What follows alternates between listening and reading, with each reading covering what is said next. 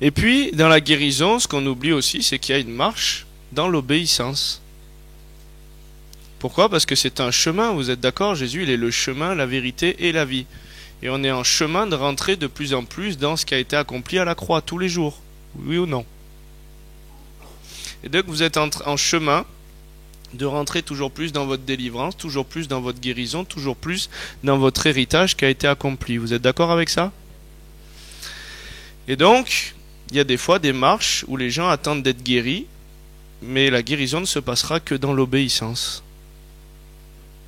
Vous connaissez le témoignage d'un gars qui s'appelle Arthur Blessitt?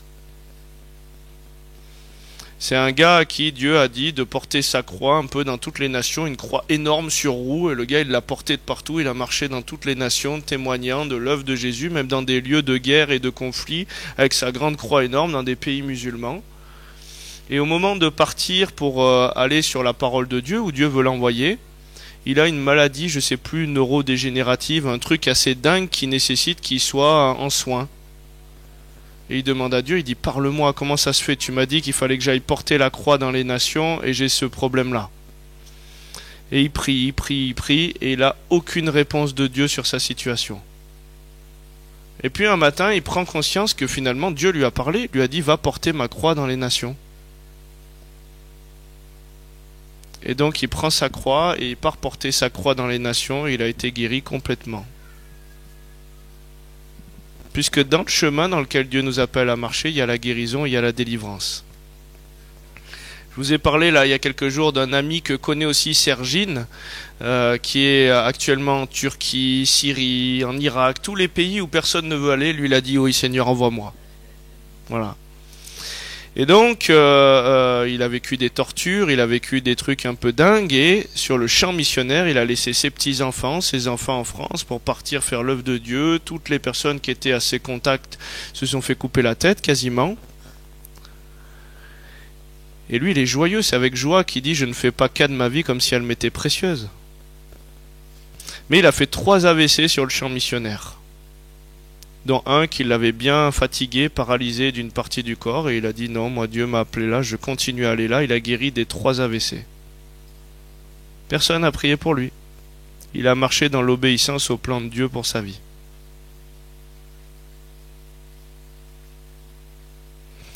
Donc, c'est un chemin. Et des fois, il nous demande de faire quelque chose et nous, on ne veut pas obéir. Comme l'histoire que je vous racontais du gars qui me demande de prier pour lui. Je lui dis, écoute, non, Dieu me dit qu'il t'a parlé, que tu veux pas faire quelque chose. Oh oui, c'est pénible, il veut que je jeûne pendant 10 jours, alors que si tu priais juste pour moi comme ça, je serais guéri. Mais écoute, je dis, sinon, si je prie juste déjà comme ça pour toi, tu seras pas guéri. Si Dieu il a prévu que tu jeûnes 10 jours, s'il a prévu que tu ailles te laver 7 fois pour être purifié de ton problème ou de ta lèpre intérieure, c'est pas comme ça que ça va passer.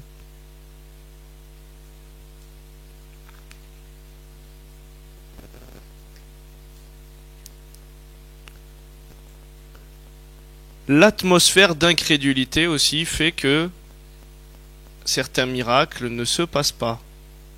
Je vous parlais tout à l'heure qu'on peut avoir une foi qui vient contre la foi au Fils de Dieu. Oui ou non?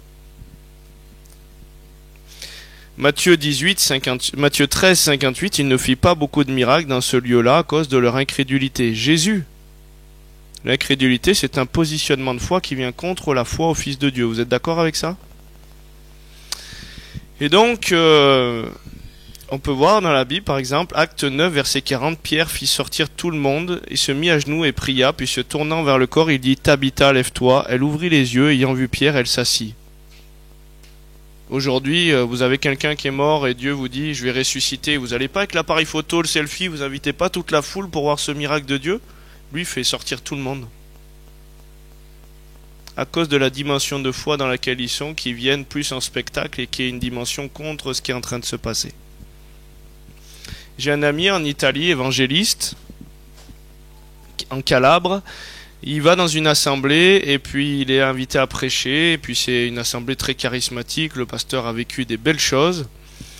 Et puis d'un coup, il entend crier dehors, hurler les enfants. Et là, pendant qu'il est sur l'estrade, il sent qu'il se passe quelque chose. Et il y a son fils qui est dehors. Donc là, il commence un peu à s'inquiéter. Et il sort et il va voir dehors. Et là, il trouve son fils étendu en bas de l'arbre, la nuque brisée. Il avait fait le cochon pendu et il est mort.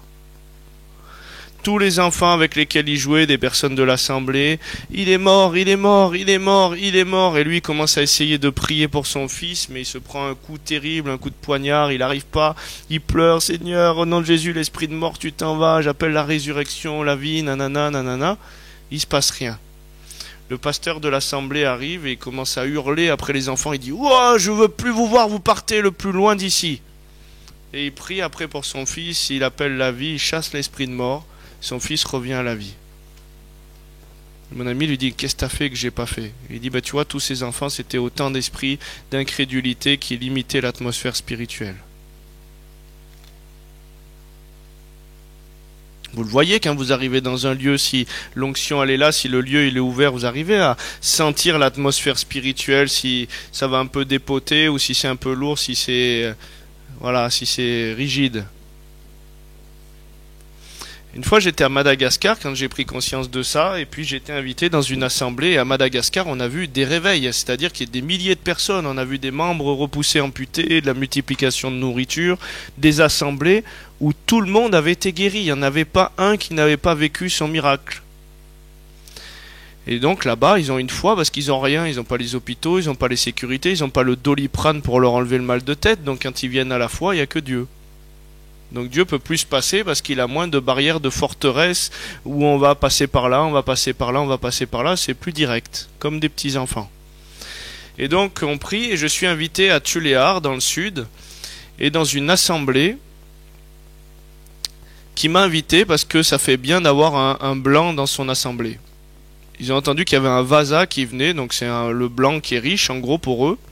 Et ils se disent, voilà, on va avoir un Vasa dans notre assemblée, donc ça va nous faire de la pub, ils viennent nous visiter, on a un Vasa. Ils ne m'invitent pas pour ce que Dieu fait dans ma vie, ils n'en ont rien à cirer, le Vasa.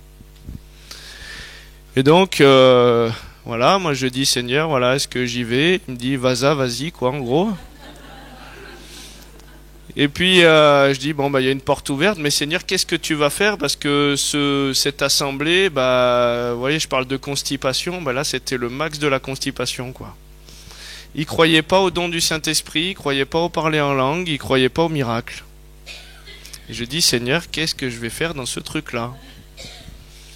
Et puis la veille, je me dis, comme je prie pour les gens, des fois, Seigneur, et que tu les secoues dans l'esprit, il se passe des trucs, ils tombent, ils sont visités, je vais proposer au pasteur de prier pour eux avant qu'on prie ensemble, et je vais leur imposer les mains, et peut-être tu vas leur mettre un petit coup de 230 là, et ça va les secouer, et après ça va être plus facile. Et puis je demande au pasteur si on peut se voir la veille et tout. Oui, vous savez, dans les milieux religieux, c'est très politico-religieux des fois, et puis on dit, oui frère, s'il vous plaît, prions ensemble, alors que le cœur n'y est pas du tout. Et Dieu regarde au cœur. Et à la fin, je propose à la femme du pasteur si je peux prier pour elle. Elle me dit oui, frère, s'il vous plaît, plaît-il, prions ensemble. Et je prie pour elle. Et puis, quand je prie pour elle, je sens rien du tout qui passe. Vous savez, comme Jésus dit, j'ai senti une force sortir de moi. Là, il n'y a rien qui se passe. C'est le froid, c'est la rigidité, il n'y a rien. Alors qu'avant, je viens de vivre un réveil et je me dis, Seigneur, l'onction que j'ai en moi, elle est la même. Qu'est-ce qui fait qu'il n'y a rien qui se passe ? Et puis tant pis, bon ça s'est pas passé, je suis un peu en colère avec Dieu, je dis bon t'aurais pu un peu déboucher le puits, ça aurait été plus facile, et puis je sais pas ce que je vais faire demain quoi. Mais il me laisse témoigner, donc dans mon témoignage il y a aussi des guérisons, donc je dis tant pis pour eux. À la fin de mon témoignage qu'ils me laissent faire, vu qu'ils m'ont donné l'autorité de témoigner, je leur propose de faire un appel pour la prière et leur montrer que Dieu guérit encore aujourd'hui. Et je vois un nuage au-dessus de l'assemblée, c'est un nuage d'incrédulité et de contrôle. Donc je fais l'appel, il y a des gens qui s'avancent, curieux. Et je prie pour une personne qui a mal à l'épaule, je crois. Il se passe rien. Je prie encore, il se passe rien. Je prie encore, il se passe rien. Et je continue, je dis Seigneur, je vais taper, je vais tirer des flèches, il faut que tu fasses quelque chose, c'est pas possible. Et je prie, au bout d'un moment la personne commence à aller mieux, se sent mieux. Ah oui, j'ai l'impression que, c'est bon, ça va mieux, mais c'était long. Et imaginez, vous avez toute la salle qui regarde comme ça. Ils ont jamais vu de choses comme ça. Qui c'est cet extraterrestre, le Vasa, là, qu'est-ce qu'il nous raconte? Et vous sentez mal, quoi, hein. Et donc j'essayais de faire abstraction et de me centrer sur la foi, sur la guérison. Et puis la personne, je lui dis, allez, viens, monte sur scène. La Bible elle dit qu'on a vaincu par la puissance du témoignage et le sang de Jésus. Vous êtes d'accord? Le sang de l'agneau. Et donc je lui dis, allez, témoigne, il y a une puissance dans le témoignage. La personne, elle témoigne, et là je commence à voir le nuage au-dessus de l'assemblée qui commence à se désépaissir. Ok. Je prie pour une autre personne, c'est pareil, c'est toujours lourd l'ambiance, c'est encore rigide. Et je dis, allez Seigneur, fais quelque chose, et puis encore, et encore. Et la personne commence à aller mieux elle aussi. Allez, viens sur scène et tu dis que Jésus, il est le même hier aujourd'hui, il guérit encore. Et là il dit, oui c'est vrai, j'avais mal, et maintenant ça va mieux, j'ai plus rien. Mais ça a dû 20 minutes de lutte pour 2 personnes, quoi. Et là, le nuage s'ouvre. Waouh, la mer s'est ouverte, je peux passer. Et là, je commence à avancer vers la fille des pasteurs et le beau-fils des pasteurs. Voilà. Et je prie pour la fille. La fille, j'ai même pas le temps de la toucher, elle tombe par terre. Poum! Sa tête touche le sol, je me suis dit, il n'y a personne pour la retenir derrière, elle s'est brisé le crâne sur la dalle, voilà. J'ai fait un aller-retour, merci, je m'appelais Cyril, c'est fini le mystère pour moi. Et donc, non, elle se relève, et là, shabala bala bala bala bala. Waouh, super. Et puis j'avance vers le beau-fils, il tombe par terre pareil, shabala bala bala, ils se retiennent la bouche quand ils se lèvent parce que cette assemblée ne croit pas à ça. Donc ils sont gênés, ils sont là, shabala bala bala. Et là, ça y est, commence à l'explosion un peu de partout. Et là, les gens commencent à tomber. Poum, poum, poum. Dans cette église, c'est une grande église, il y a des poteaux. Et puis là, le pasteur, il se cache derrière le poteau, quoi. Il regarde comme ça, qu'est-ce qui se passe ici dans mon assemblée. Et là, il est cerclé par la grâce, quoi. Il y a un gars qui dit, pouh, moi je suis guéri de la hanche. Oh, et le gars, il tombe à côté de lui. Et là, il sait plus où donner de la tête. En 3 jours, cette assemblée, elle a pris 150 personnes de plus. Et donc, je dis, bon, merci Seigneur, ça a été fight, hein, mais bon, au moins, il s'est passé quelque chose. Et à la fin, je l'ai visité leur orphelinat, parce qu'il s'est dit, un homme blanc qui vient chez nous, il va peut-être nous financer. Donc, je connaissais les intentions de cœur, elles n'étaient pas pures, mais que ce soit par des mauvais motifs, Dieu, la parole va quand même être annoncée. Et donc, la femme du pasteur, voilà, dans un couloir de l'orphelinat qu'elle me fait visiter, elle me dit, s'il vous plaît, je voudrais vous voir. Ce qu'ils ont reçu là à l'assemblée, je le voudrais aussi. Alors qu'elle a été fermée comme, je vais pas dire comme une huître, mais voilà. Et donc j'avance la main vers elle dans le couloir, j'ai même pas le temps de la toucher, ma main arrive comme ça, qu'elle tombe par terre, pum, shabala bala bala bala bala. Et quand elle se relève, elle enlève ses lunettes, elle a été guérie de la vue, j'ai même pas prié pour ça, mais dans l'onction, elle a reçu, elle a pu puiser tout ce que Dieu est en train de libérer. Mais notre contrôle, notre rigidité, notre manque d'ouverture fait qu'on ne puise pas ce que Dieu veut qu'on puise. Amen. Ok, quelle heure il est? Est-ce que vous voulez faire une petite pause de 5 minutes ou et on reprend, parce qu'on enchaîne sur la délivrance et après on va prier. On va reprendre donc le thème de cet après-midi, ça va être sur le thème, s'il vous plaît. S'il vous plaît. Ça va être sur le thème de la délivrance cet après-midi. Donc c'est important aussi dans la guérison et la délivrance, tout à l'heure, quand vous vous approchez, de laisser la liberté au Saint-Esprit. Vous avez vu, si la porte elle est fermée, je peux très bien prier tout ce que je veux, il ne se passera pas grand-chose. Vous êtes d'accord avec ça? Vous avez déjà entendu parler d'un gars qui s'appelle Bénin ou pas? Vous avez déjà vu ces conférences où la moitié de la salle est renversée dans l'onction? Ça, on l'a vu. Moi, je l'ai vécu à Madagascar, je priais. Je l'ai vécu dans d'autres endroits en Afrique, au Bénin. Des choses se passaient comme ça, en Colombie. Et donc, c'est possible de le vivre en France. On a des assemblées où on l'a vécu aussi, mais ça demande de lâcher prise sur des forteresses et des conceptions pour laisser toute la liberté au Saint-Esprit. Et nous, on est beaucoup pétris de contrôle. Hein.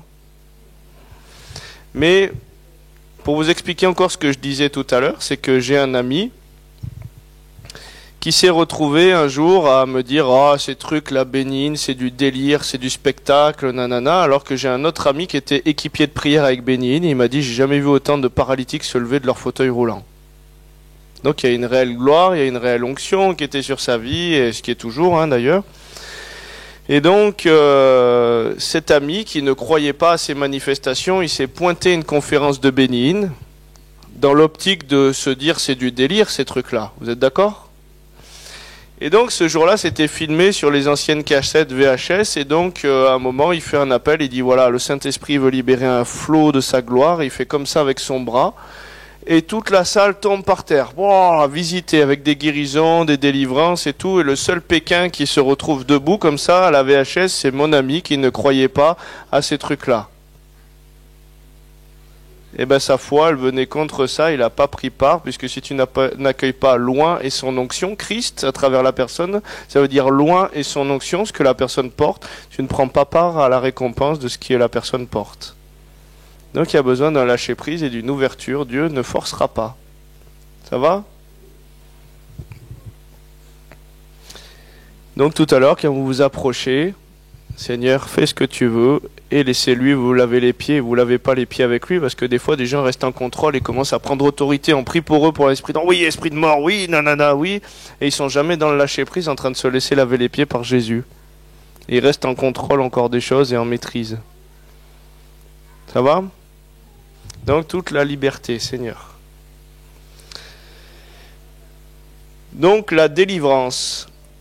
Vous avez entendu sûrement, on vous a déjà dit, comme moi quand je me suis confronté les premiers temps dans un milieu religieux, où je priais pour les gens et même pour des esprits qui étaient sur les anciens de l'église et les assistants pasteurs qui pourtant avaient fait de la théologie, qui pourtant avaient 20 ans de bouteille chrétienne et je voyais des démons sur eux et donc je priais et je chassais les puissances que je voyais. Et en groupe de maison, ils étaient délivrés où ils vivaient des choses. Mais ça n'a pas plu au pasteur principal qui m'a pris dans son bureau où je voyais bien que ça dérangeait et qui m'a dit « Frère, tu n'emploies pas les bons mots, un chrétien ne peut pas avoir de lien démoniaque. » Donc c'est où tu te repens de cette doctrine et tu arrêtes ce que tu fais, ou alors la porte est ouverte et tu pars et sans emmener personne avec toi. Dans l'amour, je t'aime, je te bénis. Et donc, bon, je suis parti, pas de souci. Mais j'étais quand même un petit peu voilà, en questionnement. J'ai dit, Seigneur, c'est toi qui m'as donné ces choses, et puis... Bible en main, j'ai pas la théologie pour pouvoir lui amener les choses et la compréhension, et donc lui il va me mettre KO parce que moi je suis jeune converti, même si je vois des choses, lui il a son bagage de théologien et il me sort des trucs et moi je peux pas le contredire. Et j'ai besoin pour ce type de personnes-là, pour ces esprits religieux, de venir sur le terrain de la parole, puisque ils sont enracinés que dans la parole et pas forcément des fois dans la révélation en esprit. Dans 2 Corinthiens 5, 17, si quelqu'un est en Christ, il est une nouvelle créature. Les choses anciennes sont passées, voici, toutes choses sont devenues nouvelles. Lis comme ça, on sort le verset du chapeau, voilà, écoute, il n'y a plus besoin de prier, il n'y a plus de lien démoniaque. Maintenant, en grec, le mot devenir, ça veut dire c'est en devenir, c'est en processus. Ça ne veut pas dire que ça s'est fait comme ça. En gros, c'est comme si je vous disais ce passage, il veut dire, en gros, si quelqu'un est en Christ, il est déjà une nouvelle création, et vous êtes déjà une nouvelle création, puisque vous êtes déjà assis dans les lieux célestes avec Christ quand vous avez goûté à la nouvelle naissance. Oui ou non? Mais les choses anciennes, donc la nature adamique, c'est en train de devenir nouveau, c'est en train de venir sur la terre comme au ciel. C'est comme si vous disiez, le cachet d'aspirine, il est déjà dans l'eau, mais il est en train de se diluer dans l'eau, vous êtes d'accord avec ça? Pourtant, il l'est déjà, c'est un fait. Oui ou non? Mais il faut faire la différence entre l'identité d'en haut et l'identité depuis le bas, la nature adamique.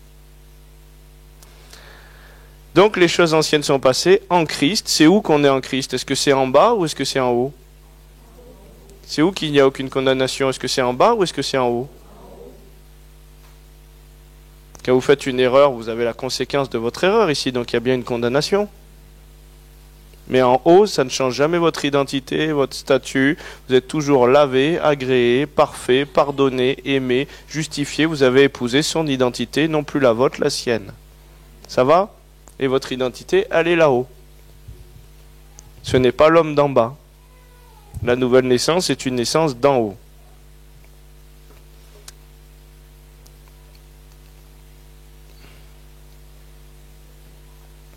Donc on nous a dit effectivement, je suis d'accord avec ces pasteurs qui m'ont dit non mais frère, tu ne connais pas les choses, la lumière ne peut pas cohabiter avec les ténèbres. Je suis d'accord. Où c'est qu'on est dans la lumière? Et où c'est qu'on est encore dans l'ombre? Et donc on a besoin du dévoilement sur la terre comme au ciel. Le mot terre en hébreu, Adama, qui a donné Adam. Il veut que ça vienne sur la terre, sur l'Adama et sur l'Adam comme c'est au ciel. Ça va ?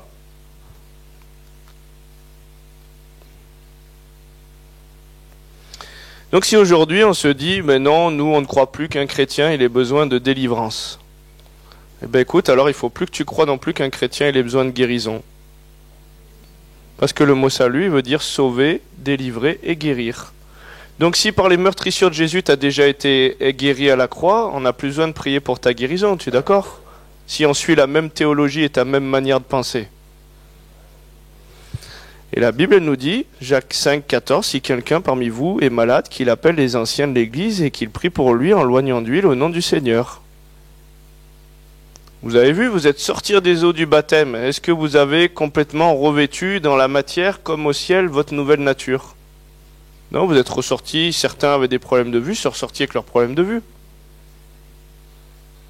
Ils avaient des problèmes d'infirmité, ils avaient ci, ils avaient ça. Et bien souvent, je confronte ces pasteurs parce que le Seigneur, il me fait rire. Ils ont souvent des lunettes. Et donc, je vais les voir. Je leur dis bon, écoutez, alors les choses anciennes sont passées, toutes choses sont devenues nouvelles. Il a cloué avec lui l'acte des ordonnances qui nous condamnaient. Il n'y a plus rien à traiter. Vous êtes d'accord avec ça ? Oui, oui, on est parfaitement une nouvelle création. Je dis vous avez des lunettes au ciel ? Ouais, je suis taquin, moi j'aime.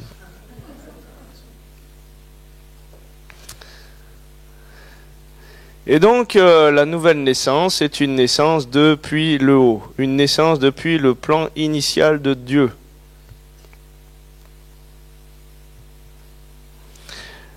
Romains 8, verset 2. En effet, la loi de l'esprit et de vie m'a affranchi de la loi du péché et de la mort. Donc, la loi de l'esprit et de vie en Jésus-Christ, c'est où qu'elle est cette loi de l'esprit ? C'est la nouvelle alliance qui est une alliance en esprit. Celui qui est né de l'esprit est esprit. M'a affranchi, elle m'a libéré, il m'a fait passer dans un nouvel état de cette loi du péché et de la mort. Ça va ? Mais est-ce que la nature adamique, elle va pas se dissoudre ? Est-ce qu'elle, elle est libérée ? Non, c'est la dimension spirituelle qui naît d'en haut et qui est éternelle. Mais dans la nature adamique, la Bible, elle dit qu'il n'y a pas un seul iota, un seul trait de la loi qui ne passera jusqu'à ce que tout soit arrivé. Qu'est-ce que c'est qui doit arriver ? La finalité, c'est quoi ? C'est quand même le retour de Jésus. Vous êtes d'accord avec ça ? Donc, jusqu'à ce qu'il y ait le retour de Jésus, cet ancien contrat, cette loi, parle toujours pour la nature adamique. Et on en subit son action. Paul, il dit, quand je veux faire le bien, le mal est attaché à cette nature. Pourtant, il est déjà une nouvelle création, assis dans les lieux célestes avec Christ. Vous êtes d'accord avec ça ? Mais quand il veut faire le bien, le mal est attaché à lui.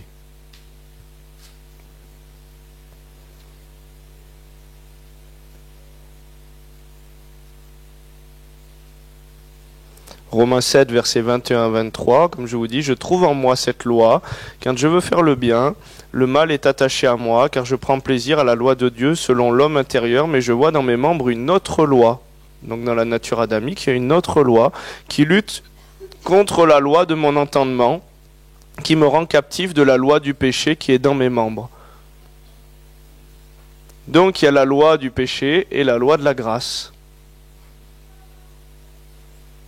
En esprit, votre esprit, l'homme nouveau, n'a pas besoin de sanctification. Vous êtes déjà parfait en Christ. Vous êtes déjà guéri, sauvé, délivré. Qu'est-ce qui a besoin de se sanctifier ? La chair. Elle a besoin de revêtir l'incorruptibilité, et plus tu vas diminuer, plus Christ va croître. Ça va ? Sinon, il ne nous dirait pas dans Thessaloniciens, s'il n'y avait plus rien à nettoyer, que le Dieu de paix vous sanctifie, votre être tout entier, l'esprit, l'âme et le corps. Donc sanctifier, ça veut dire nettoyer, rendre pur. Donc on voit bien que ce n'est pas comme ça automatique. Et après, on nous sort le verset sorti du chapeau aussi. Oui, mais Jésus, il est venu afin qu'on dise, c'est plus les pères qui ont mangé des raisins, et c'est les enfants qui ont les dents agacées. Bien sûr, mais c'est pas automatique. C'est-à-dire que c'est accompli, mais c'est à conquérir. Et là, on va rentrer dans le principe du tribunal de Christ. pour bien comprendre comment ça fonctionne spirituellement.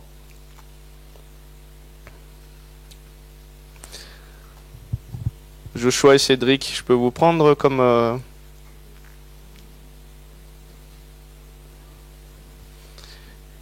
Qui c'est qui fait le rôle de Jésus et qui c'est qui fait le rôle de l'accusateur? Voilà, on va dire que toi tu es l'accusateur et que toi tu es Jésus. La Bible, elle nous dit dans 2 Corinthiens, il nous faut tous comparaître devant le tribunal de Christ afin que chacun reçoive selon le bien ou le mal qu'il aura fait étant dans son corps. Donc c'est où que je peux faire tomber les accusations et me présenter au tribunal? C'est étant dans mon corps. Après c'est trop tard. Vous êtes d'accord avec ça? Donc là ici on a Satan. Ça va? Pas trop chaud? Ça brûle pas trop? Je suis content de te voir. Mais il n'y a plus de repentance pour toi. Voilà. Donc, on va prendre une autre personne, par exemple Marc. Tu peux venir au milieu? Et la Bible, elle nous dit que Satan, dans l'Apocalypse 12, verset 10, il est l'accusateur des frères. Vous êtes d'accord avec ça? Donc, Dieu, la Bible, elle dit, Jérémie 11, verset 20, l'Éternel des armées est un juste juge. Donc, qu'est-ce que tu veux me dire sur Marc, Satan? Pourquoi tu l'accuses alors? Qu'est-ce qu'il a fait?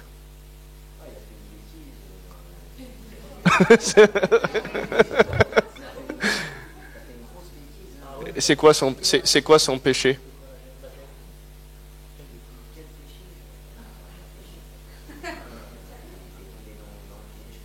Allez, sors-moi des péchés que tu connais qu'il peut faire.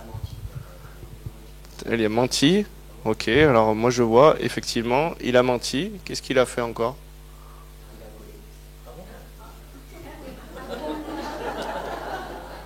Il a volé. Et je vois que tu ne mens pas, il a volé. Qu'est-ce qu'il a fait encore?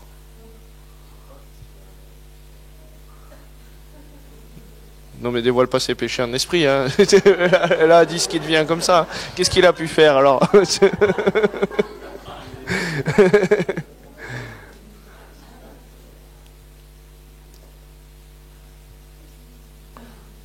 Il a adoré les morts, voilà, je sais pas, sors-moi des exemples comme ça. Il a adoré les morts. Ok, et donc toi, tu viens pointer l'accusation. Donc il a adoré les morts. Lui ou sa lignée ont adoré les morts. Ils ont volé, ils ont aussi. Donc s'il a volé, toi tu te présentes et tu l'accuses là-dessus.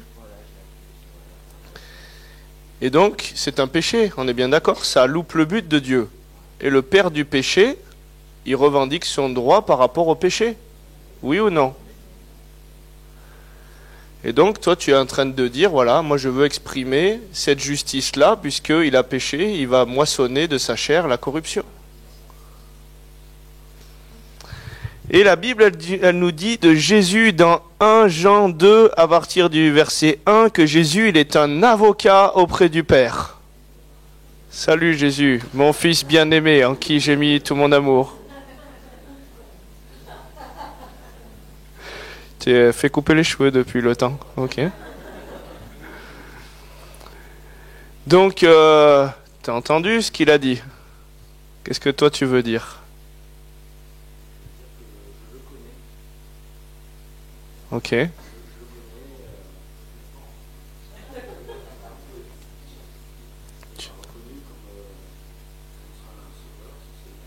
Ok. Et donc un avocat, il fait quoi, par exemple, dans un tribunal, dans un procès? Il vient le défendre par rapport aux accusations. Mais pour que tu puisses le défendre, ça veut dire que Marc, il faut qu'il t'ait remis ce dossier avant ou pas? Donc, toi, comment tu lui remets ce dossier à Jésus? La Bible, elle te dit de confesser les péchés. Je confesse et je remets ce dossier à Jésus. Je confesse qu'effectivement, j'ai fait ci, j'ai fait ça, et je veux appeler la grâce de Dieu sur la situation. Voilà. Donc, tu as volé, c'est ça? Tu le reconnais. C'est marqué là, moi je vois tout de toute façon. Tu peux pas me... Voilà. Pas d'embrouille, hein. Voilà. Tu peux pas me glisser un petit billet, ça passe pas. Je suis le juste juge. Non, ça marche pas avec moi. Et donc, sur la base qu'il ait confessé, qu'il ait remis ce dossier à Jésus, Jésus, il peut se présenter et son sang va parler pour pouvoir défendre Marc de l'accusation de l'ennemi. Vous êtes d'accord avec ça? Voilà, vous êtes des bons comédiens. Je vous rappellerai une autre fois si besoin. On va monter un spectacle ensemble. Merci.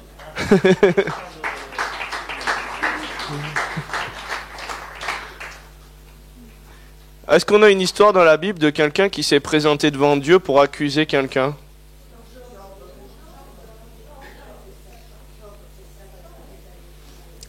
Et qu'est-ce qui s'est passé dans Job? Satan, il s'est pointé. Puis, vous savez, Job, il était juste. Mais il était juste selon le principe de la loi, mais pas selon la connaissance de Dieu. Vous êtes d'accord avec ça? Et qu'est-ce qu'il faisait Job? Il offrait des sacrifices de crainte au cas où ses enfants auraient péché pour ne pas qu'il arrive un malheur à sa famille. Et le diable, il savait qu'il n'était pas dans l'amour parfait de Dieu qui bannissait la crainte. Et il s'est pointé et Dieu lui a dit, effectivement, je vois que le dossier que tu as, je te laisse aller là, là, là, mais tu n'iras pas plus loin que ça parce que ton droit, c'est ça. Et il s'est exprimé, il a commencé à lui donner sur sa famille, sur ses biens, sur sa santé, sur tout un tas de choses. Et qu'est-ce qui s'est passé? Job, à un moment, alors qu'on disait qu'il était juste selon la loi, mais injuste, il n'a pas besoin de se repentir, Job, il se repent. Il dit, je pensais te connaître, maintenant mon œil t'a vu et je me repens. Ce que j'ai craint m'est arrivé, ce que j'ai redouté m'a atteint. Et quand il a reconnu son péché, il a pu être gracié, il a confessé ses péchés, et derrière, la grâce a pu intervenir, il a pu être restitué. Vous êtes d'accord avec ça? Proverbe 18, verset 17. Donc c'est encore mal traduit dans les Bibles, et je me demande si des fois il n'y a pas une volonté de la chair d'arriver à mal traduire comme ça. Le premier qui parle, c'est écrit dans sa cause, mais dans sa cause, ça ne va pas trop parler. Mais par contre, si je vous dis, le premier qui parle dans son procès paraît juste, vient sa partie adverse et ensuite on examine le tout. Ce passage, en fait, il nous dit que le premier qui parle dans son procès au tribunal paraît juste. Mais si on vient, alors qu'on a le meilleur avocat de tous les temps, Jésus, et qu'on ne se présente pas avec notre avocat. Aujourd'hui, si votre voisin il vous accuse de faire du tapage nocturne alors que vous n'avez rien fait, et que malgré que vous avez le meilleur avocat pour votre défense, vous ne lui donnez pas les dossiers, vous ne vous présentez pas à votre procès. Vous avez perdu, vous êtes jugé sur la base de l'accusation. Le premier qui parle dans son procès paraît juste. Et aujourd'hui, un petit peu, puisqu'il créa d'abord le ciel et ensuite la terre, donc aujourd'hui, même le principe de justice qu'on a, et j'ai un ami qui est directeur de la faculté de droit d'Aix-en-Provence qui m'expliquait que le principe du droit qu'on a en France vient de la Bible. Et donc, c'est l'ombre d'une réalité spirituelle, mais aujourd'hui, par exemple, si vous avez un squatteur dans votre domicile, vous avez une maison secondaire, et il y a quelqu'un qui vient squatter, pourtant c'est à vous, est-ce que vous pouvez chasser le squatteur comme ça? Qu'est-ce qu'il faut faire d'abord? Il faut passer au tribunal. Et une fois que vous avez l'ordonnance, là, ensuite, vous pouvez aller chez vous. Et puis là, c'est plus pareil. Vous pouvez dire au squatteur, maintenant tu dégages et j'ai l'ordonnance, tu ne pourras pas revenir. Mais si vous chassez le squatteur sans l'ordonnance, la maison, elle est vide, balayée, ornée, et il peut revenir et même se squatter avec encore plus de personnes. Ça va? Donc ils font tous que nous comparaissions au tribunal de Christ pour être secourus dans nos besoins. Amen. Donc comment ça fonctionne cet ancien contrat, cet ancien testament qui parle pour la nature adamique? La Bible, elle nous dit quoi? Dans Exode 34, verset 7, que Dieu conserve son amour jusqu'à 1000 générations, il pardonne l'iniquité, la rébellion et le péché, mais il ne tient point le coupable pour innocent, il punit, c'est écrit, alors qu'il ne condamne pas. Donc qu'est-ce que vous pensez qu'il punit s'il ne condamne pas? Donc le mot en hébreu qui est traduit ici par punir, il veut dire aussi compter, dénombrer, se souvenir. Il se souvient des iniquités, puisque quand l'ennemi se pose devant lui, il lui dit oui, effectivement, tu as raison. Il y a un livre des souvenirs qui est là, qui est écrit dans la Bible. Et donc, il se souvient des iniquités, il ne tient point le coupable pour innocent, il compte, il dénombre, il se souvient de l'iniquité des pères sur les enfants des enfants, jusqu'à la 3e et la 4e génération. Donc, ce qui donne qu'on a des malédictions qui viennent toucher les générations. Il dit même jusqu'à la 10e génération de ceux qui sont nés d'une union illicite. Une génération biblique, c'est 40 ans. Donc ça peut aller 400 ans. Et comme les péchés se multiplient et sont toujours à chaque fois retransmis et retransmis et retransmis, par exemple, vous voyez, qu'est-ce qui se passe? Il y a David. David, qu'est-ce qu'il fait David? Il fait tuer la femme, le mari de... voilà, Uri, son mari, le fait tuer pour pouvoir prendre la femme qu'il convoite. Et de ce péché-là, ils perdent l'enfant qu'ils avaient. Donc le péché a une conséquence, vous êtes d'accord avec ça? Mais il y a un lien inique au niveau d'un adultère qui s'est fait, même d'un meurtre et du sang qui s'est versé. En dessous de David, dans sa descendance, on trouve qui? Et là, Salomon, festival. Lui, l'impureté sexuelle s'est tellement accrue, parce que le péché s'est encore accru, que ça a continué à toucher. Vous êtes d'accord avec ça? Donc le péché, il se multiplie, le péché, il se transmet. Vous savez, on parle de Abraham, Isaac et Jacob. Abraham, il a bien menti avec sa femme quand il a dit « Non, c'est pas ma femme, c'est ma sœur ». Isaac, il a menti en disant « C'est pas ma femme, c'est ma sœur ». Et du coup, qu'est-ce qui s'est passé? C'est qu'il m'a dit « Mais de quel grand péché tu m'as chargé? J'ai connu ta femme. » Donc sa femme, elle a eu un rapport avec cette personne. Puisque le péché, ce qui fait que le péché est là, c'est qu'il y a eu la consommation. Vous êtes d'accord? Donc il y a eu un lien inique, sexuel, un lien d'adultère aussi qui s'est opposé. Qu'est-ce qui s'est passé dans la vie de Jacob? Ils ont menti.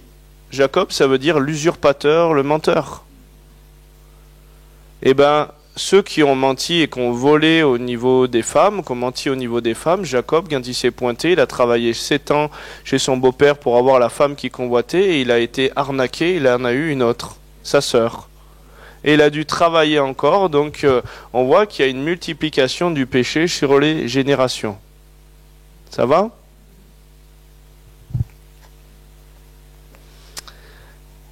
Donc, c'est cet ancien contrat, cette ancienne alliance, ce testament sur lequel l'ennemi nous accuse. Il ne peut pas nous accuser en esprit, il peut nous accuser que sur le contrat qu'il a sur la nature adamique. Vous êtes d'accord avec moi ?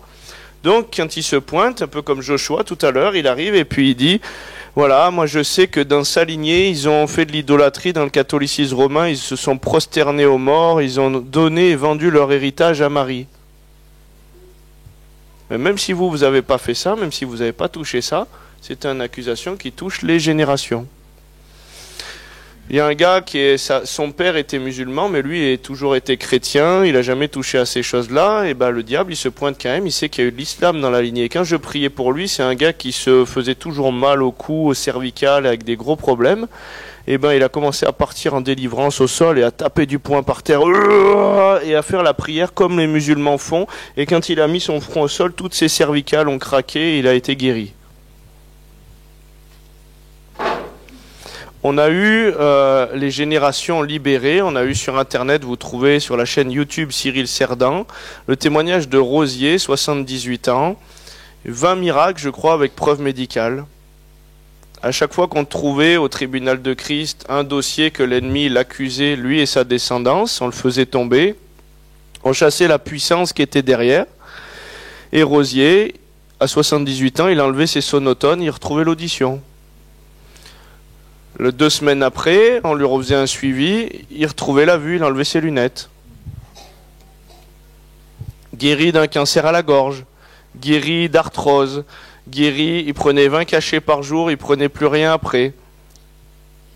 Et alors, et Rosier, c'était pas quelqu'un qui savait lire ni écrire. C'était quelqu'un des hauts de la Réunion, qui avait pas grandi avec une éducation. Il était coupeur de canne, il faisait des métiers, voilà, comme ça. Et donc, il savait pas trop prêcher l'évangile. Mais quand il marchait dans son quartier et que les gens le voyaient, il disait, mais attends, mais Rosier, les lunettes, tu te redresses, tu marches, t'as plus rien, qu'est-ce qui se passe? Il dit, bah, venez voir, je vais là-bas, là, à tel endroit, dans cette maison, on prie Jésus. Il nous a amené je sais pas combien de personnes, juste parce qu'il était un témoignage vivant de la gloire de Dieu. Il savait pas dire grand-chose, pourtant.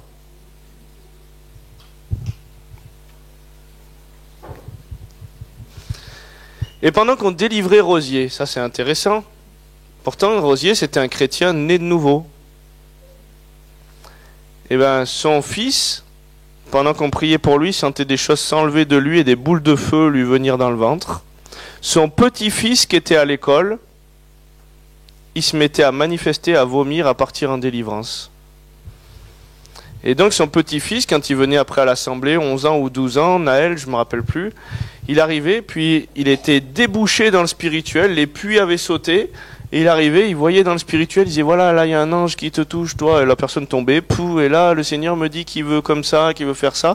Ça l'avait libéré dans le spirituel, il était connecté.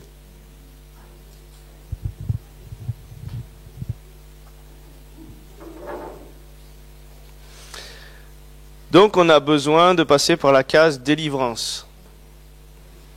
Et vous regardez, beaucoup de systèmes religieux, et l'esprit religieux va s'attaquer beaucoup à la délivrance. Les ministères de délivrance sont très persécutés.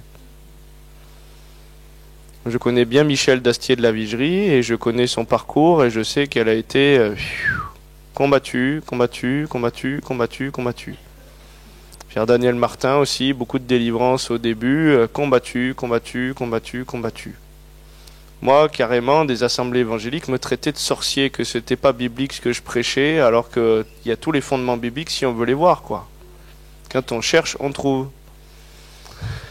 Et donc, c'est important aujourd'hui de pouvoir s'ouvrir à ce que Dieu veut faire, sinon, on peut passer à côté de notre libération alors qu'elle est déjà acquise à la croix. Oui ou non? Mais c'est pas parce que la dette est payée, c'est pas parce que votre facture du robinet est payée que quand vous ouvrez le robinet, vous avez le plein débit dans votre robinet. S'il y a du calcaire dans le robinet, vous n'aurez pas le plein débit. Vous êtes d'accord avec ça?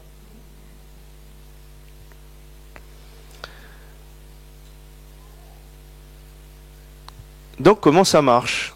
La Bible a dit qu'on peut tous s'approcher avec assurance du trône de la grâce pour être secourus dans nos besoins. Oui ou non?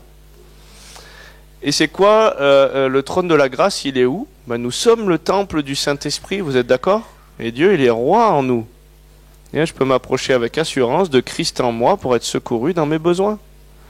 Et comme je vous ai dit, moi, quand je me faisais voler sur les voitures et que j'ai demandé à Dieu comment ça se fait que j'ai des galères comme ça, il m'a montré mon grand-père qui a été immigré espagnol en Algérie, qui avait un commerce de garage et qui arnaquait les personnes en leur mettant des pièces défectueuses sur leur voiture en leur vendant comme neuves. C'est du vol. Et moi, je me faisais voler sur les voitures. Et quand j'ai confessé ça au tribunal de Christ, et que j'ai brisé la puissance de cet esprit de vol, et j'ai appelé la restitution, derrière, on m'a redonné une voiture, puis une autre. On en a donné une à mon frère. On a des choses hallucinantes qui se sont passées. Donc, il y a d'abord des accusations à faire tomber. Si vous faites de la délivrance pour faire de la délivrance, Dieu peut faire grâce, mais Dieu, il est éducation. Vous êtes d'accord avec ça? Et si tu fais grâce tout le temps à quelqu'un, tu ne lui apprends pas, tu ne l'éduques pas. Le mot disciple, il veut dire étudiant, quelqu'un qui est en train d'être éduqué, en train d'apprendre. Si tu fais grâce tout le temps à quelqu'un sur sa bêtise, il ne va pas apprendre de son erreur. Vous êtes d'accord? Et le but, c'est qu'on ait des dents solides. À un moment qu'on ne soit plus des petits-enfants au petit lait, on est obligé de mettre les caches sur toutes les prises, mais qu'à un moment, tu dises, voilà, là, tu as touché le bois comme ça, tu t'es pris les chardes, voilà, tu ne feras plus. Et tu comprends, comme ça, tu peux transmettre à d'autres. Ça va?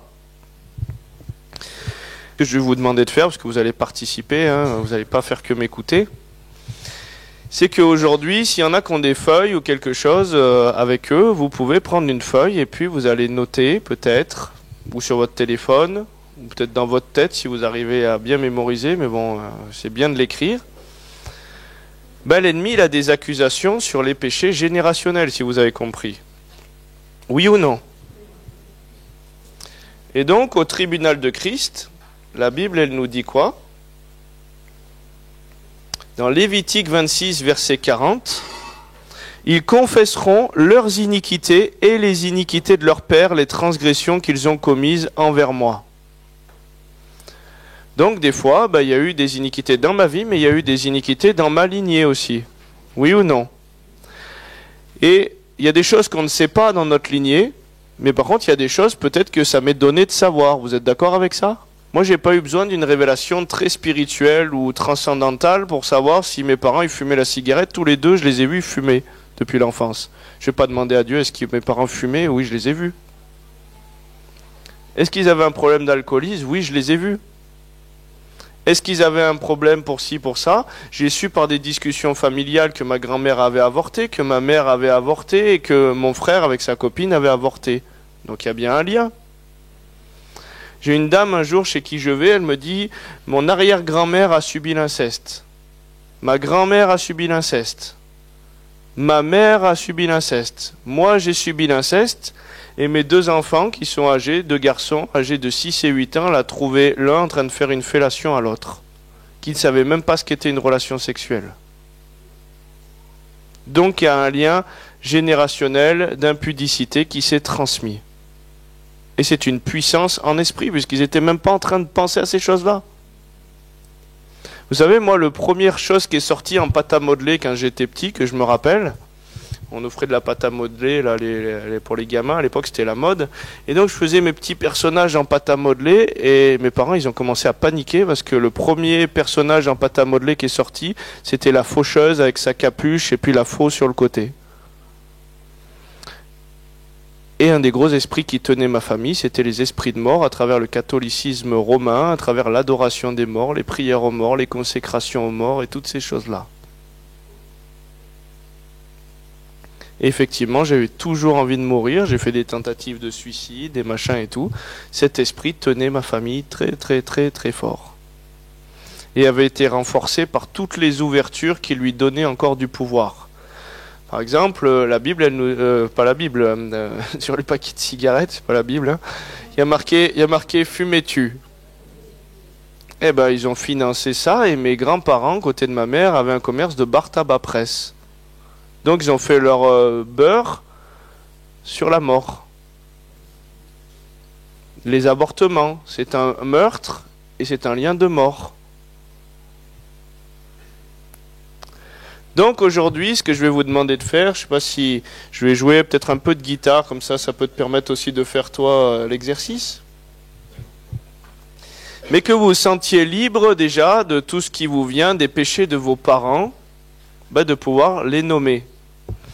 Donc ça peut être, je sais pas, moi vous avez su qu'il y avait eu un adultère, il y a eu un divorce, il y a eu un avortement, il y a eu telle ou telle chose, il y a eu de la destruction, cigarette. La Bible a dit que celui qui détruit le temple de Dieu, il sera détruit. La Bible a dit maudit et quiconque maudit la création aussi. Donc tout ça, c'est des iniquités et des péchés. Donc vous pouvez faire un petit 1 qui peut s'appeler les péchés de mes ancêtres. Et vos ancêtres, c'est tous ceux qui vous ont engendré. Votre oncle, c'est pas votre ancêtre. C'est tous ceux qui ont un lien de filiation où vous avez été connectés par un principe d'autorité, arrière-grands-parents, grands-parents, parents, voilà.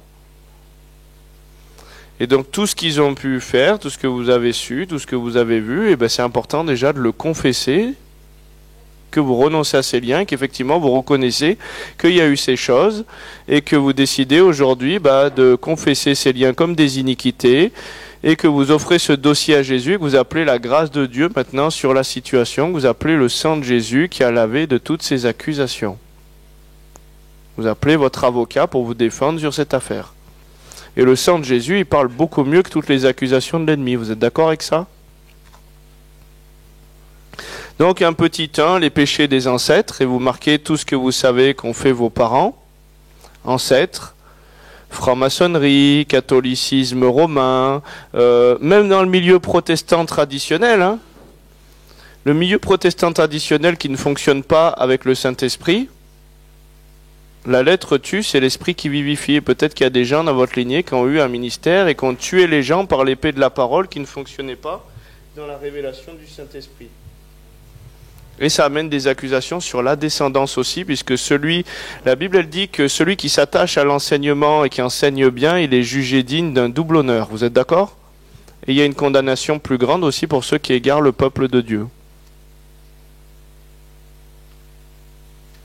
Et donc j'ai vu des lignées d'enfants de pasteurs, un cancer, l'autre SDF drogué à la rue, l'autre machin, et ci et ça. Et on a brisé ces malédictions parce qu'ils ont prêché dans la chair. Et la chair ne sert de rien. Et donc c'est important aujourd'hui que vous puissiez faire tomber ces accusations. Pourquoi? Parce qu'on si on prie que la puissance est chassée mais qu'elle a toujours un mandat, un droit légal d'être là. Qu'est-ce qui va se passer? Votre situation, elle peut être pire, oui ou non? Et la Bible, elle nous dit que s'il n'y avait pas de brèche dans votre vie, dans votre lignée, Proverbe 26, 2. Comme l'oiseau s'échappe, comme l'hirondelle s'envole, la malédiction sans cause n'a point d'effet. Donc s'il n'y avait point de brèche, s'il n'y avait pas de cause, s'il n'y avait pas de porte ouverte, la malédiction ne vous atteindrait pas. Et l'ennemi vient et il n'a rien en moi, il n'a plus de brèche. Ça va? Mais c'est pas quelque chose qui se fait automatiquement, c'est-à-dire que lui il a payé, il s'est assis dans les lieux célestes, il s'est assis de son œuvre, il se repose et il a dit maintenant allez. Dans Hébreu, on nous dit que Jésus, il est assis, attendant désormais que l'ennemi soit fait le marchepied de ses pieds.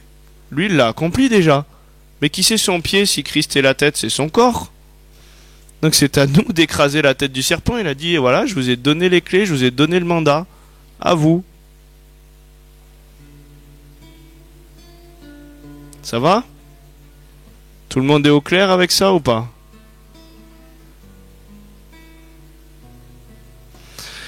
Donc je vais jouer un peu de guitare pour que vous puissiez confesser. Donc faites un petit 1, les péchés des ancêtres. Faites un petit 2, vos péchés personnels.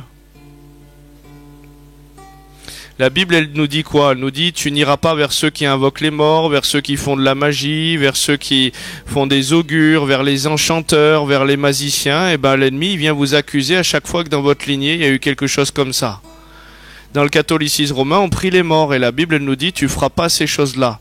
Donc il y a des traditions qui sont venues et qui ne sont pas de Dieu et qui viennent nous connecter à des puissances et ouvrir des portes spirituelles. Dieu, il est le Dieu de la vie, il n'est pas le Dieu de la mort. Donc à chaque fois qu'il y a eu un avortement, un lien de mort, un lien de destruction, l'alcoolisme, la violence, les choses comme ça, l'ennemi, il a une accusation. Et la loi de la chair, c'est la loi du talion, c'est-à-dire c'est œil pour œil, dent pour dent. Quelqu'un a tué par l'épée dans votre lignée, l'ennemi a un mandat pour vous tuer par l'épée. Quelqu'un a assassiné quelqu'un, l'ennemi il a un mandat pour une mort prématurée. Quelqu'un a estropié quelqu'un, il y a un mandat pour que vous soyez estropié. Quelqu'un a volé quelqu'un, il y a un mandat pour que vous soyez volé.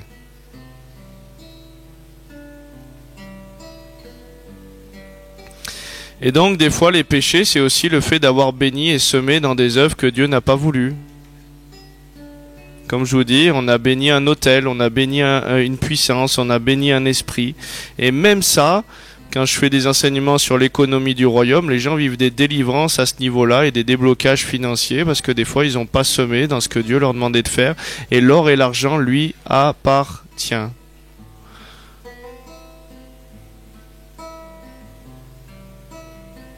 On a vu des gens passer dans des affaires et des contrats de 150 000 € de proposition à 750 000. Juste par la prière. D'une semaine d'avant à une semaine d'après, on s'est tenu au tribunal de Christ, on a vu des choses hallucinantes se passer.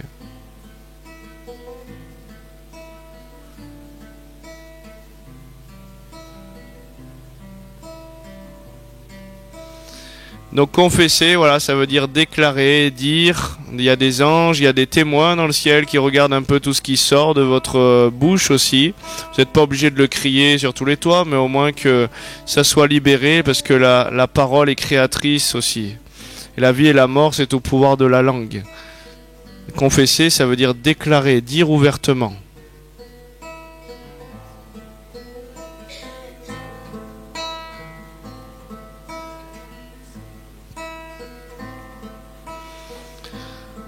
Et pardonnez aussi à ceux qui vous ont offensé. Demandez à Dieu de faire remonter les personnes qui vous ont blessé, puisqu'il nous pardonne comme nous aussi on va pardonner. Donc aujourd'hui, toutes les choses ne seront pas traitées, mais aujourd'hui, il y a des bouchons qui vont sauter, qui vont vous amener encore plus dans la révélation, et après, d'autres choses vont se révéler dans votre lignée. Moi, j'avais un ami apôtre, toute sa famille mourait d'attaque cardiaque. Et lui, il commençait à avoir des problèmes au cœur. Il a demandé à Dieu, mais qu'est-ce qui se passe? Pourquoi j'ai tel problème? Pourquoi ma famille part de problèmes cardiaques? Et Dieu lui a montré qu'un de ses ancêtres, il est espagnol d'origine, un de ses ancêtres était dans un des bateaux qui allait aux Amériques avec Christophe Colomb. Et puis lui, il se dit, mais j'hallucine, est-ce que c'est du délire ou quoi? J'ai une vision ouverte où je vois un de mes ancêtres avec Christophe Colomb qui arrive, et il voit un de ses ancêtres en train de se mêler à la population locale, Maya ou Inca, je sais plus quoi, et pour commercer avec eux, il se mêle à un de leurs rituels, il sacrifie un cœur sur l'autel d'une puissance là-bas. Et il revient de sa vision, il se met à faire des recherches sur sa lignée et il trouve qu'effectivement il y a un gars de sa lignée qui a été dans une mission avec Christophe Colomb. Et donc il décide de croire que c'est vrai, il se repent de ces choses-là, il renonce et il chasse la puissance qui a pu venir en connexion à cet autel. Il sent un truc spirituellement s'arracher de son cœur et il n'a plus jamais eu de soucis.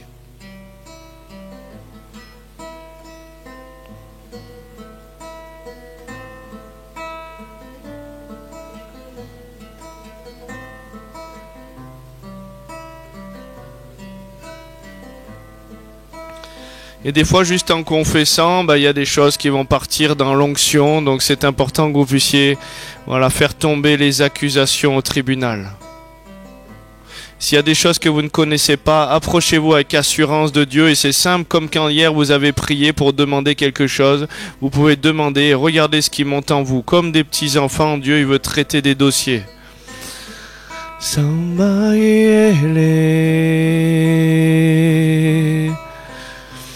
Oh, oh, oh, oh, oh.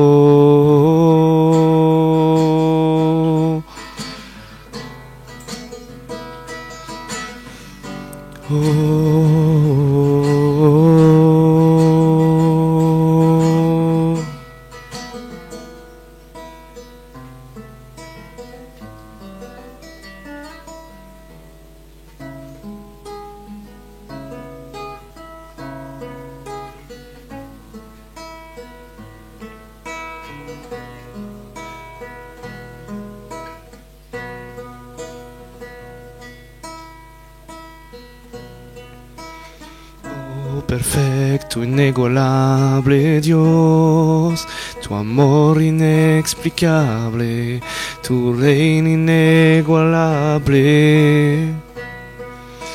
Asombroso coronado estás en tu trono de victoria, vestido estás de gloria.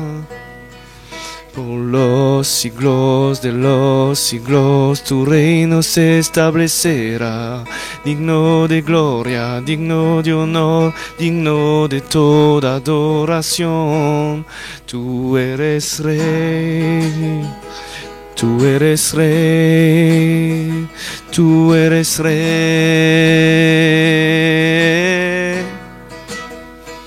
tú eres rey. Tú eres rey, tú eres rey.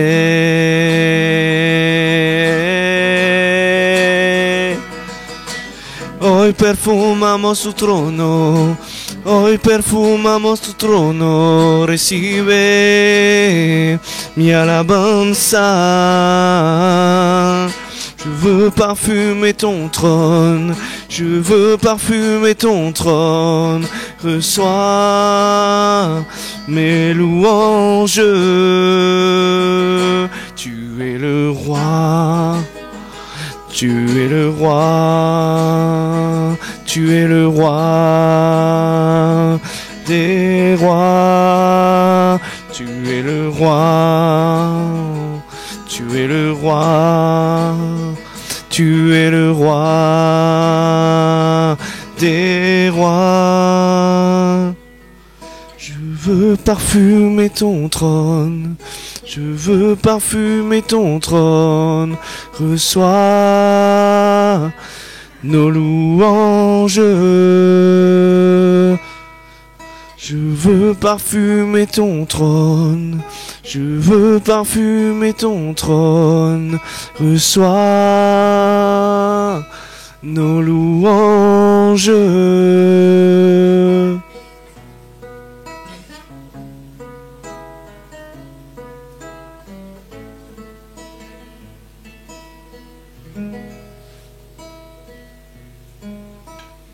C'est bon, vous avez eu le temps un petit peu de confesser les choses? Alors on va prendre déjà autorité un petit peu de manière générale, et on voit des fois dans ces temps de délivrance des gens cracher, tousser, vomir, bouger à leur place, laisser le Saint-Esprit libre de faire ce qu'il a à faire. Et puis si vous réagissez, il y a les équipes de ministère aussi qui viendront vous voir, où je demanderai si vous pouvez être alerte, ou je prendrai un temps pour vous pour la délivrance à un autre moment. Voilà, et donc c'est important. Après, s'il y a des personnes qui ont des besoins plus précis, vous avancerez et on pourra prier pour vous, mais soyez dans la tranquillité, laissez faire le Saint-Esprit. Vous savez, des fois on se gêne un peu dans nos milieux religieux, mais la délivrance était publique à l'époque. Les gens venaient au désert pour être guéris, pour être délivrés. La femme avec un esprit de python que Paul a chassé, c'était en pleine rue devant tout le monde parce qu'elle le gonflait un peu et qu'il s'est rendu compte qu'il y avait un esprit qui était derrière. Et donc des fois on se dit oh, on va se cacher des choses quand même et ci et ça, mais là on est en famille, vous êtes d'accord avec ça? Et donc l'essentiel c'est plutôt d'être délivré que de tenir à notre réputation, parce qu'il y a des gens très bien qui sont dans les cimetières aujourd'hui. Donc l'essentiel c'est pouvoir de toucher la vie, le pan de sa robe et vraiment lâcher prise pour que Dieu puisse faire son œuvre. Amen. Et il y a des ministères même qui sont nés dans la délivrance parce qu'ils ont vu des gens se faire délivrer alors qu'ils étaient enfants devant eux. Je crois que c'est David Wilkerson ou je sais plus. Petit, il a vu des gens être délivrés et il savait qu'après il a voulu aller dans cette dimension-là de la délivrance. Et des fois on veut cacher ces choses alors que c'est la manifestation de la puissance de Dieu, vous êtes d'accord? Si dans nos assemblées on cache tout et qu'il ne faut plus jamais rien montrer et rien voir de la puissance et de l'autorité de Dieu, la Bible elle nous dit que la foi c'est une démonstration de la puissance de Dieu. Paul il dit c'est pas des discours persuasifs de la sagesse humaine, vous êtes d'accord? C'est une démonstration d'esprit et de puissance. Amen. Donc on va prier pour des guérisons. Pour les guérisons, on vous demandera de vous avancer tout à l'heure, mais là on va commencer par des délivrances, et peut-être que la délivrance va amener la guérison, d'accord? Et simplement laissez-vous laver les pieds par Jésus. Vous n'avez pas besoin de vous laver les pieds avec lui. Laissez-vous servir, soyez simplement réceptifs de ce que Dieu est en train de libérer. Accueillez l'onction. Comme je vous disais, si vous ne lui laissez pas faire ce qu'elle veut faire, et ben comme dans cette église à Madagascar, comme avec Benny Hinn, comme avec d'autres personnes, on peut passer à côté alors que Dieu a une œuvre de bénédiction. Vous êtes d'accord avec ça?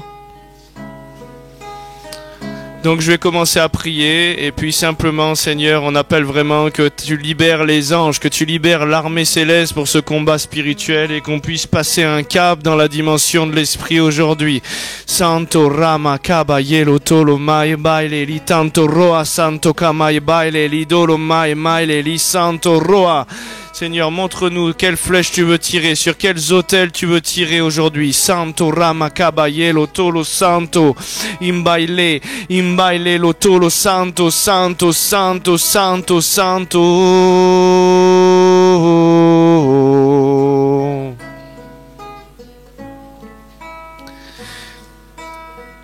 Allez, je viens maintenant au nom de Jésus contre tout ce qui s'est lié dans votre vie ou dans votre lignée, à la sorcellerie, allez, j'ordonne maintenant, au nom de Jésus, que tous ceux qui ont touché à des magnétiseurs, à des puissances occultes, à la sorcellerie, à la voyance, à la divination dans votre lignée, qu'on fait des pactes et du sang qui a été versé, des offrandes sur ces autels occultes maintenant. Allez, j'ordonne au nom de Jésus que toute la puissance de la sorcellerie maintenant quitte votre vie au nom de Jésus, que toute la puissance des autels de sorcellerie sorcellerie qui se sont levés, et avec du sang, je vois la lune et la pleine lune, tout ce qui a été connecté avec des autels, avec des phases lunaires maintenant. Au nom de Jésus, j'ordonne que toute la puissance de sorcellerie, allez, quitte votre vie. Au nom de Jésus, dehors, tous les autels qui parlent encore, tous les esprits qui étaient attachés à ces autels générationnels, au nom de Jésus, dehors. Santo Ramayevelo Kayamayelelelele. Et toute la sorcellerie dehors, au nom de Jésus, ça lâche ta vie. Tous les pactes et tous les autels financiers qui parlaient dans ta vie, dans ta lignée. Toute la puissance de sorcellerie, au nom de Jésus, dehors. Tout ce qui t'a attaché à des liens occultes, allez, le sang maintenant qui a parlé dans ces alliances. Dehors, je te déconnecte de toutes les puissances et les autels dans la lignée. Tous les dons spirituels qui t'ont été transmis depuis ces autels de sorcellerie. Allez, ça te lâche maintenant. Allez, ça te lâche maintenant. Au nom de Jésus, toute la sorcellerie, tous les liens du sang qui parlent encore dehors. Au nom de Jésus, dehors, tous les liens du sang et toute la puissance de sorcellerie sort. Au nom de Jésus, sort. La puissance de la sorcellerie est sous les pieds de Jésus. J'ordonne maintenant, ça lâche ta vie, ça lâche ta vie. Tout le contrôle de ces esprits liés à la sorcellerie, elle est maintenant dehors. Ça quitte ton corps, ça quitte ton âme et ton esprit. Toute la puissance de ces autels occultes qui ont parlé, allez, dans les générations, dans les lignées, dehors maintenant au nom de Jésus. Ça lâche encore ton corps, ton âme et ton esprit, tout ce qui réagit à l'onction.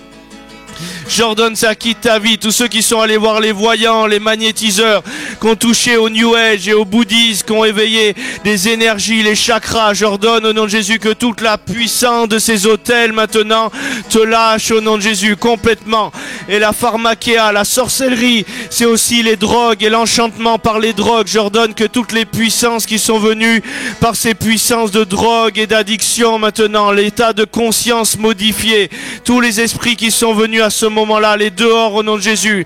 Santo Rama Kabayelo Tolo Santo Santo Santo Santo Santo Imayelelo Kayabayelelo Solo Mayele. Et tous les liens de sorcellerie, de divination dans la lignée, ça lâche maintenant. Ton corps, ton âme, ton esprit au nom de Jésus. Sora Makabayelo Tolo Santo Rama Yebelelo To. La puissance du serpent et de la divination te lâche maintenant. La puissance du serpent maintenant quitte ton corps, ton âme, ton esprit au nom de Jésus. S'il